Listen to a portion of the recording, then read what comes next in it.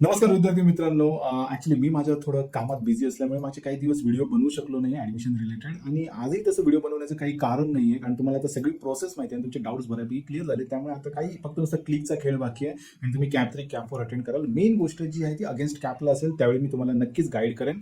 पण आजचा व्हिडिओ बनवण्यामागचं एक महत्त्वाचं कारण असं आहे की मी जे वारंवार सांगत असतो की मुलं आणि पालक ज्यांना कमी मार्क्स भेटतात किंवा मार्क्स अगदी 90% 95% असून पण जास्तीत जास्त चांगलं कॉलेज मिळावं यासाठी जे प्रयत्न करणारे पालक असतात, मग ते कुठे ना कुठेतरी थर्ड पार्टी थ्रू ऍडमिशन घेण्याचा प्रयत्न करतात, खास करून मॅनेजमेंट सीट किंवा इतर कुठलाही कोटा असेल त्यामध्ये, आणि मग तिथे त्यांची फसवणूक होते.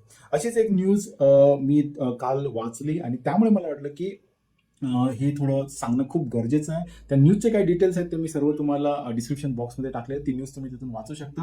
पण या गोष्टीसाठी जेवढे म्हणजे सिस्टम दोषी आहे, आपण जे म्हणतो की ह्या सिस्टममुळेच हे प्रॉब्लेम होतात, तेवढंच प्रमाणात मी असं म्हणेन की विद्यार्थी आणि पालकही तेवढेच दोषी आहेत. ओके, कारण माझं पहिल्यापासून मत आहे की तुमच्या मेरिटनुसार कॅप थ्रू ओके जे काही कॉलेज भेटेल ते तुम्ही घ्या.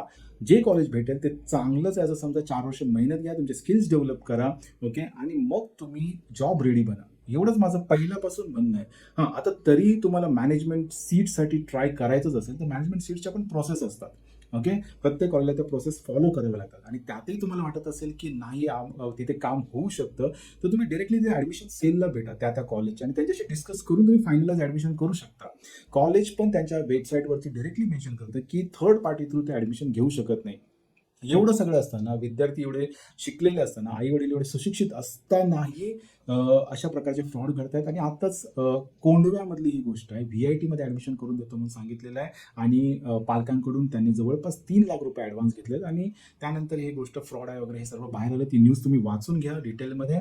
तर या सर्व सांगण्याचा एकच माझा उद्देश आहे की जे तुम्ही एवढे चांगलं कॉलेज म्हणून धावताय, तर ते म्हणजे त्यासाठी एवढे पैसे टाकण्याची काहीच गरज नाहीये. ओके, तुम्हाला जे कॉलेज भेटेल तिथून घ्या, डिग्री कंप्लीट करा आणि 4 वर्ष स्किल डेव्हलपमेंटवरती काम करा. तुम्ही पैसे टाकून मोठं कॉलेज घेऊन ओके म्हणजे एक खोटं रेप्युटेशन वगैरे दाखवण्याच्या प्रयत्नात पडू नका. नुसतं सर्टिफिकेट घेऊन तुम्हाला काहीही फायदा होणार नाहीये. ओके, सो म्हणणं एवढंच आहे की या फंदांमध्ये पडू नका आणि फ्रॉडमध्ये कुठल्याही ट्रॅपमध्ये थोडक्यात अडकू नका.